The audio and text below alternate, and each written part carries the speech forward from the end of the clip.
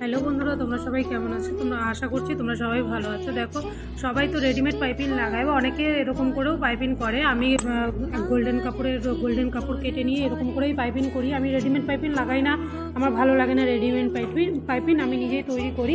তো অনেকে আবার কাপড় কেটে পাইপিং তৈরি করে তারপরে ব্লাউজে লাগায়, কিন্তু আমি তা করি না। আমি আড়াপট্টি কেটে যেরকম করে ব্লাউজের পট্টি জোড়া দেয় আর কি, সেইভাবেই করে নিয়ে তারপরে ভেতরে সুতা ভরে তারপরে আমি পাইপিংটা তৈরি করি। দেখো তোমরা এরকম করে একটু একটু করে কেটে নিচ্ছি। তারপরে গিয়ে ভেতরে যেরকম পাইপিংয়ের সুতোটা থাকে আর কি, ওই পাইপিংয়ের সুতোটাকে ঢুকিয়ে তারপরে পাইপিংটাকে করি। দেখতে কিন্তু ভালোই লাগে, এটা ফিনিশিংটা ভীষণ সুন্দর ফিনিশিং আছে। তোমরা কমপ্লিট হওয়ার পরে দেখলে পরেই বুঝতে পারবে যে কতটা সুন্দর লাগছিল পাইপিংটা। এরকম করে তোমরা করে দেখো, অবশ্যই ভালো লাগবে, তোমাদেরও ভালো লাগবে করলে পরে। ফিনিশিংটা খুব সুন্দর আসে, একদম টান টান হয়, একদম শক্ত হয়ে থাকে, একদম যে দড়িটা থাকে সুতোটা থাকে আর কি, সেই সুতোটার মতনই একদম মানে একদম সেম সাইজের হয়ে থাকে, মানে খুবই সুন্দর হয় ফিনিশিংটা।